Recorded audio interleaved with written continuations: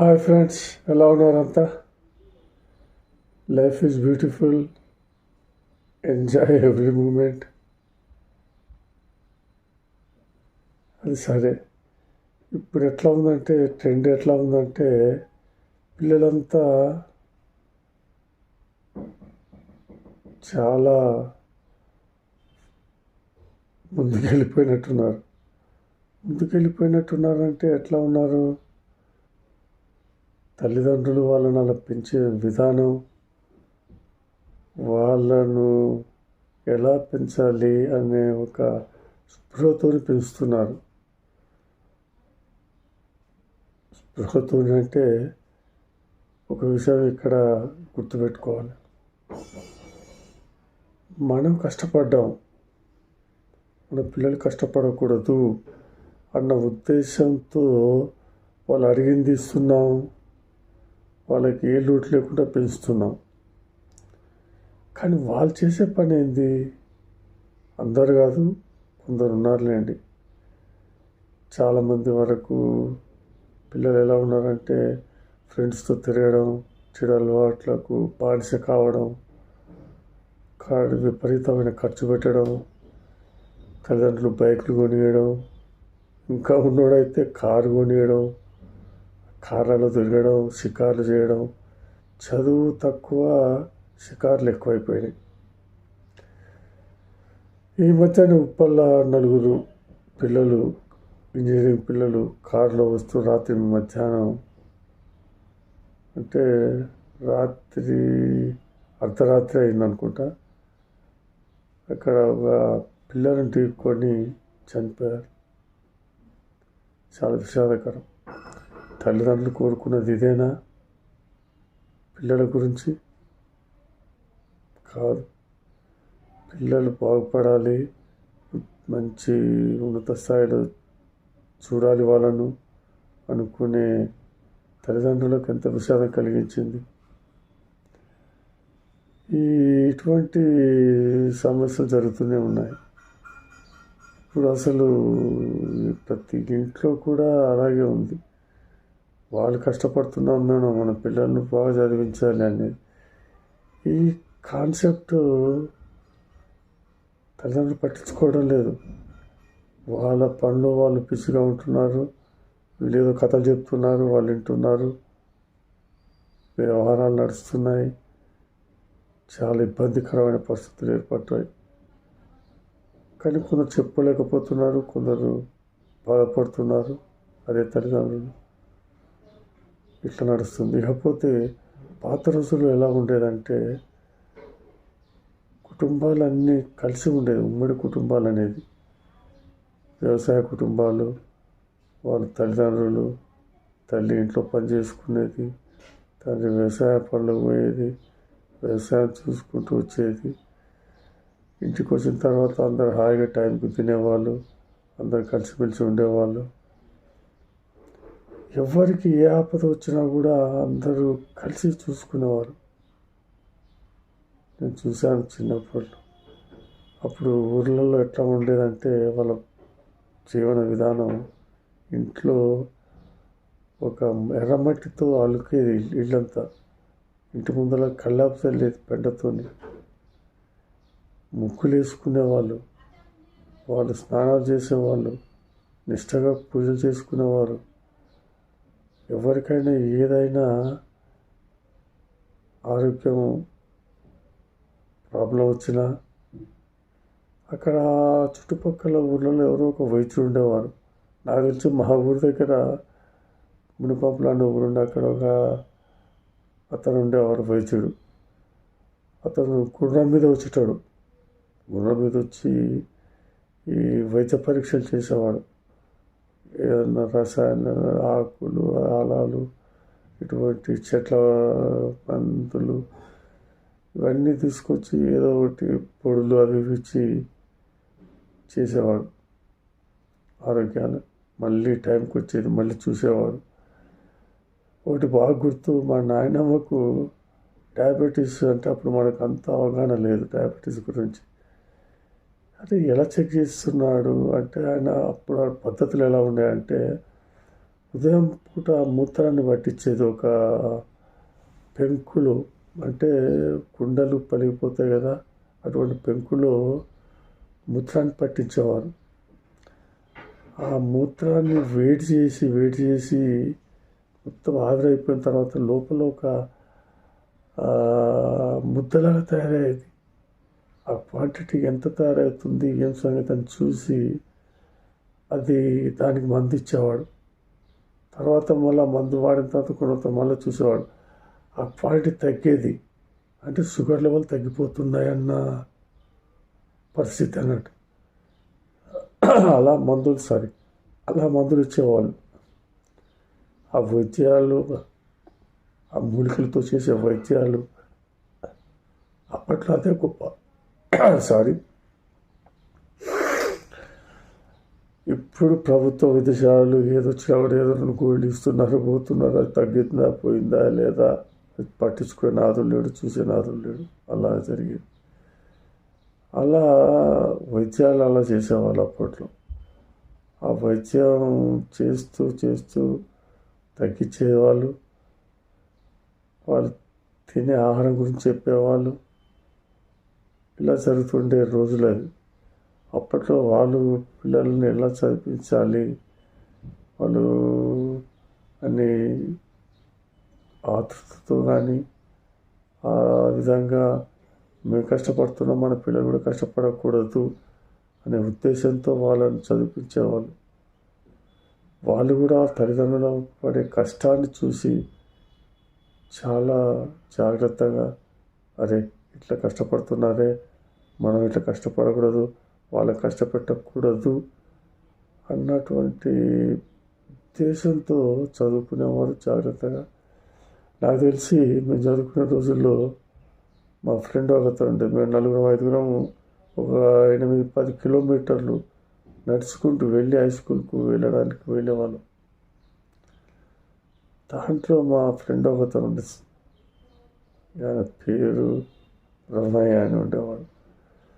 అతను ఊరు బయటికి వెళ్ళిన తర్వాత తన చెప్పులను మడత పెట్టి బ్యాగులో పెట్టుకొని నడుచుకుంటూ మాతో పాటు నడుచుకుంటూ వచ్చేవాడు. అంటే ఎంత జాగ్రత్తగా ఉండేవాళ్ళం, ఎంత వాళ్ళ కష్టాలు, తల్లిదండ్రుల కష్టాలను చూసి పిల్లలు అలా ఉండేవాళ్ళు. చెప్పులు అరిగిపోతాయన్న ఉద్దేశంతో ఊరి బయటికి రాగానే చెప్పులు చేతో పట్టుకొని నడుచుకుంటూ వచ్చేవాడు 10 కిలోమీటర్ల వరకు.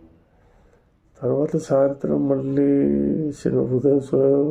సోమవారం నాడు ఉదయం వెళ్ళామంటే 2 సేల బియ్యం, ఇంత పచ్చడి అవి పట్టుకొని వెళ్ళేటోళ్ళం ఆ రోజుల్లో.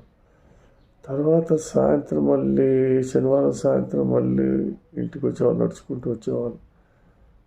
ఆదివారం ఒక రోజు ఉండేవాళ్ళం, అందరితో గడిపేవాళ్ళం, మళ్ళీ అదే పద్ధతి. అలా జరిగిన రోజులు. బస్సు సౌకర్యాలు లేవు, ఏ సౌకర్యాలు లేవు. అలా చాలామంది అటువంటి వాళ్ళు చాలామంది. అతని తర్వాత గవర్నమెంట్ ఉద్యోగం దొరికింది, మంచి అంత దృష్టి, గవర్నమెంట్ ఉద్యోగం దొరికింది, చాలా మంచిగా అయిపోయాడు పాపం అతను. ఇప్పుడు లేడు, మాతో లేడు. అలాగే మా అన్న అతను ఉండేవాడు, అతను కూడా గవర్నమెంట్ టీచర్గా చేశాడు. ఇంత కష్టపడేవాళ్ళం మేము, నడుచుకుంటూ వెళ్ళి ఇంత కష్టపడి చదువుకునేటోళ్ళం అప్పుడు. ఆ రోజులు వేరు, ఇప్పటి రోజులు ఎలా ఉన్నాయి. అరే మావాడు బస్ స్టాండ్కు నడవాలి అంటే ఒక 200-300 అడుగులు నడవాలంటే వాడు బైక్ మీద తీసుకెళ్ళాలి, బైక్ మీద వదిలిపెట్టాలి, వానికి పాకెట్ మనీ ఇవ్వాలి. అలా ఎట్లా అయిపోయిందంటే వ్యవస్థ మొత్తం దిగజారిపోయింది.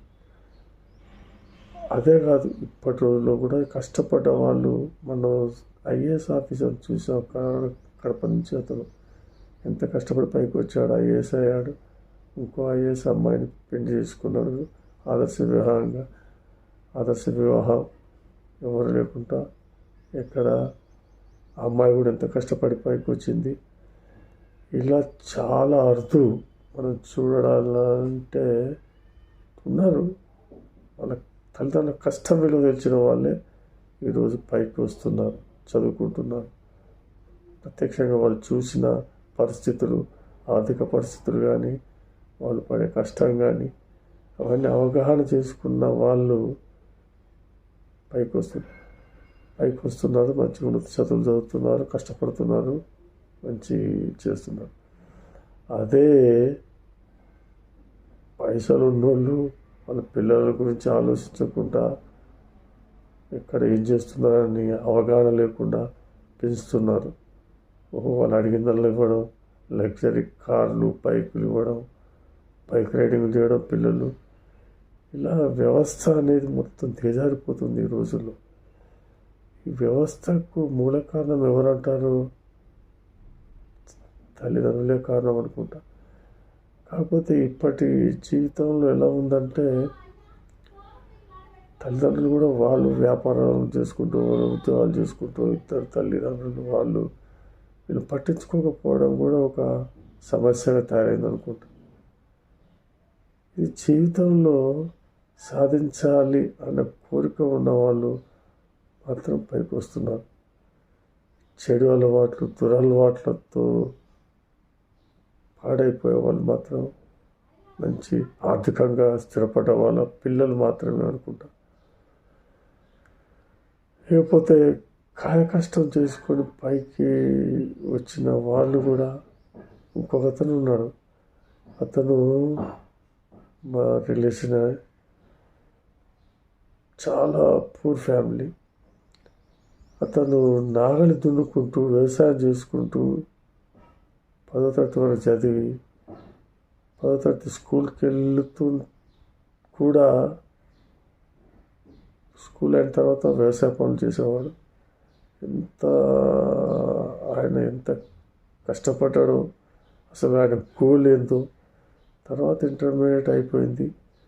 ఇంటర్మీడియట్ ఏదో వాటిని అలాగే చదువుకున్నాడు, ప్రైవేట్ తెలుగు మీడియంలో, తెలుగు స్కూళ్ళలో. తర్వాత కష్టపడి ఐఐటీలో సీట్ దొరికింది. ఎంత కష్టపడితే మాత్రం ఐఐటీలో సీటుకు దొరకడం అంటే ఎంత గొప్ప విషయం. అంటే అతని కృషి ఎంత ఉంది, ఆయన బాధ, క్షోభ ఎంత అనుభవించిండు అనేది ఇక్కడ ఉన్న విషయం. ఐఐటీలో సీట్ దొరికింది. ఐఐటీ నుంచి తర్వాత క్యాంపస్ సెలెక్షన్, ఇంకా వేరే కంపెనీలో ఆఫర్లు చేశాడు, జాబ్ చేసిన తర్వాత గూగుల్లో సెలెక్ట్ అయ్యాడు. అమెరికాలో స్థిరపడ్డాడు. వాళ్ళ అన్న పిల్లలిద్దరినీ మంచి ఇంటర్నేషనల్ స్కూల్లో ఫీజు కట్టి చదివిస్తున్నాడు, హాస్టల్లో ఉంచి. ఇటువంటి నిజాయితీ పరులు, ఇటువంటి వాళ్ళు ఉన్నారా ఈ రోజుల్లో? చాలా అరుదు. కష్టంలో తెలిసిన వాళ్ళే అలా చేస్తుంటారు, అంతే తప్పితే వేరే లేదు. ఇలా చాలా అరుదుగా ఉంటారు ఇటువంటి వాళ్ళు. ఇంకా చాలామంది ఎలా ఉన్నారంటే, ఇవాళ నా అనుకునే వాళ్ళు తక్కువైపోయి, మన కుటుంబం, మన పిల్లలు, మన అన్నదమ్ములు, మన కజలని మోసపోయిన వాళ్ళు కూడా చాలామంది ఉన్నారు. పాపని వాళ్ళకి ఆర్థిక సాయం చేసి అడగకపోతే సంబంధాలు పెట్టుకోవటం, ఇలా జరుగుతున్నాయి. అందుకే ఇవాళ రేపు ఎట్లా ఉందంటే, పరిస్థితులు ఎవరిని నమ్మే, సొంత వాళ్ళను నమ్మే విధంగా కూడా లేదు పరిస్థితులు, అలా తయారైనాయి. అంటే వాళ్ళని ఏమనాలో అర్థం కాదు. వాళ్ళు అనుభవిస్తారనుకుంటా. మనం సహాయం చేసి వదిలేయాలి, కానీ వాళ్ళని ఏమీ ఆశించకూడదు. వాళ్ళు ఎలా బతుకుతారు, వాళ్ళు ఎలా అనుభవిస్తారు అనేది వాళ్ళ విజ్ఞతకి వదిలేయాలి.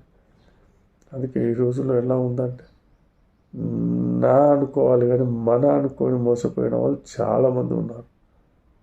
మోసపోవడం అంటే నష్టపోవడం అంటే ఆర్థికంగా ఖర్చులు చేసి మనం నష్టపోవడం. ఎవరికైనా మా ఒక పెద్ద ఆయన ఉండేవాడు, మా మామ, ఆయన చెప్తుండేవాడు, అదే ఎవరికైనా నువ్వు వ్యవహారికంగా సాయం చేయి, కానీ ఆర్థికంగా సహాయం చేసి మన వాళ్ళు అనుకొని చేస్తే మాత్రం మాట పోతుంది, డబ్బు పోతుంది, సంబంధాలు దూరం అవుతాయి, ఆర్థికంగా దెబ్బతింటావు, అన్నీ పోతాయి. అవసరం ఉంటే వాళ్ళకు వ్యవహారికంగా సాయం చేయి. ఎక్కడికన్నా భూ వ్యవహారాలు కానీ, సంబంధాల వ్యవహారాలు కానీ, ఇంకేమైనా పంచాయతీలు కానీ, ఇటువంటి ఏ జరిగినా కూడా వాటి గురించి సహాయం చేయాలి, తప్పదు. కానీ ఆర్థికంగా సహాయం చేసి మోసపోవడం అనేది జరుగుతుంది ఈ రోజుల్లో. మోసపోవడం మన వంతు అయితే మోసగించడం వాళ్ళ వంతు అయిపోయింది. ఈ మోసగించిన వాళ్ళు కూడా బాగుపడతారా అని చూస్తే అది కూడా వాళ్ళకు తెలియకుండా వాళ్ళు బాధపడుతుంటారు మానసికంగా. మనకు అర్థం కాదు అది. ఇది ఇప్పటి రోజుల్లో జరుగుతున్న తతంగాలు. అందుకే జాగ్రత్త. ఎప్పుడైనా మనం అనుకునే దానికంటే ఇప్పటి పరిస్థితుల్లో మాత్రం వెనకటి రోజులు అనుకునేది మనం, మన కుటుంబం, మనం అనే భావన ఉండేది. ఆ రోజులు పోయినాయి. ఇప్పుడు నేను, నా పిల్లలు, నా కుటుంబం అనే రోజులు వచ్చినాయి. అందుకే పిల్లల్ని జాగ్రత్తగా పెంచాలి, పిల్లల గురించి ఆలోచించాలి. వాళ్ళు ఏం చేస్తున్నారు, ఎక్కడ తిరుగుతున్నారన్న ఒక విధమైనటువంటి క్రమశిక్షణ అలవర్చే విధంగా పెంచడమే మన ధర్మం. వాళ్ళు చెడిపోయిన తర్వాత అనేది పేరు మనకే, పలాని వాళ్ళని కొడుకు, పలాని వాళ్ళని బిడ్డ అని మనల్ని అంటారు, కానీ పిల్లలు అనే పరిస్థితి కూడా లేదు. అది ఒక రకంగా మన వ్యక్తిత్వం దెబ్బతింటుంది అక్కడ. వాళ్ళ యొక్క వ్యక్తిత్వాన్ని కూడా పోతే పోయిందిలే, ఎవడేమనుకుంటే మనకేంది అనే రోజులు కూడా ఉన్నాయి ఈ రోజుల్లో.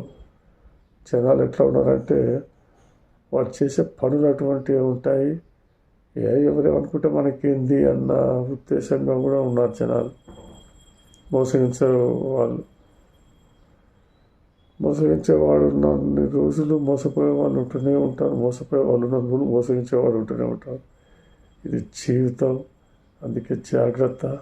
మనం అనే పదం ఎరేజ్ చేయాలి, నా అనే పదం యాడ్ చేయాలి. నా కుటుంబం, నేను, నా పిల్లలు అనే విధంగా ఉండడం ఇప్పటి సమాజంలో మాత్రం బతకడానికి అవకాశాలు ఉన్నాయి తప్పితే వేరే ఇంకో ఆప్షన్ లేదు. అందుకే జాగ్రత్తగా ఉండాలి. ఇంకోటి ఏంటంటే ప్రకృతికి విరుద్ధంగా మనం పోవడం వల్ల నష్టం మనకే జరుగుతుంది. మనిషి ప్రకృతి కానీ తెలిసి కూడా మనం ఓసారి మోసపోతూనే ఉంటాం. ఇటువంటి వాడు తెలిసినాక కూడా తెలిసి మోసపోతున్నాం. అది మంచితనం అనుకోవాలో, అమాయకత్వం అనుకోవాలో, మరేమనుకోవాలో అది మనకి అర్థం కాదు. ఒకసారి ఏంది ఇలా అయిపోయింది, మోసపోయిన తర్వాతనో ఏదో జరిగిన తర్వాత మనం ఆలోచిస్తాం, కానీ జరగకుండా ఆలోచించాం. అందుకే ఈ జీవితాన్ని సజావుగా నడుపుకోవాలి. రాబోయే కష్టాల గురించి ఆలోచించవద్దు, జరిగిపోయిన నష్టాల గురించి కూడా ఆలోచించవద్దు. ఈరోజు బతికున్నావా, దేవుడి దయ వల్ల ఉన్నాం. తింటున్నావా, కడుపు ఎంత తింటున్నాం. ఇలా మనిషి ఆలోచించి తినే మనిషి జీవించగలుగుతాడు. రేపటి గురించి ఆలోచించి రేపటి ఎలా అని ఆలోచించి మనం ఉంటే మన ఆరోగ్యం పాడవుతుంది, అనర్థాలకు పాడవుతాం. జరుగుతుంది. మనం చేసే పని మనం చేసుకుంటూ వెళ్తూనే ఉండాలి, అంతే. ఒకరి గురించి ఏమవుతుందో, రేపు ఎలా బతుకుతామో అనే ఆలోచన పెట్టుకునే అవసరం లేదు. మనం సక్రమంగా చేస్తున్నాం, మనం చేసే వ్యవహారం ఏంది, మనం చేసే ఉద్యోగం ఏంది, మనం చేసే పనులు ఏంది, అవి కనుక సరిగ్గా పద్ధతి ప్రకారం చేసుకుంటూ పోతే చాలు, మన జీవితం సుఖమయంగా ఉంటుంది. అన్నిటికీ మించి ఆరోగ్యం ముఖ్యం. ఆ ఆరోగ్యం సరిగ్గా ఉంటే ఏదైనా సాధించగలం. కానీ ఆరోగ్యాన్ని పాడు చేసుకొని అనవసర విషయాల జోలికి వెళ్ళి ఆరోగ్యాన్ని పాడు చేసుకోవడం వల్ల అనర్థాలు అనేది చాలా జరుగుతున్నాయి. మనిషి చాలా నష్టపోతున్నారు ఈ రోజుల్లో. అందుకే జాగ్రత్త. లైఫ్ ఈజ్ బ్యూటిఫుల్, చాలా మంచి జీవితం. దాన్ని మనం దాని తగ్గట్టు నడుచుకోవడం, దాని తగ్గట్టు వ్యవహరించడమే మనిషి గొప్పతనం. ప్రతి నిమిషాన్ని మనం ఆస్వాదించాలి, ప్రతి నిమిషాన్ని సంతోషంగా గడపాలి. అది మనం చేయవలసిన పరిస్థితుల్లో ఇప్పుడు ఉన్న పరిస్థితి, ఇప్పుడు సమాజంలో మనం బతకవలసిన పరిస్థితి అది.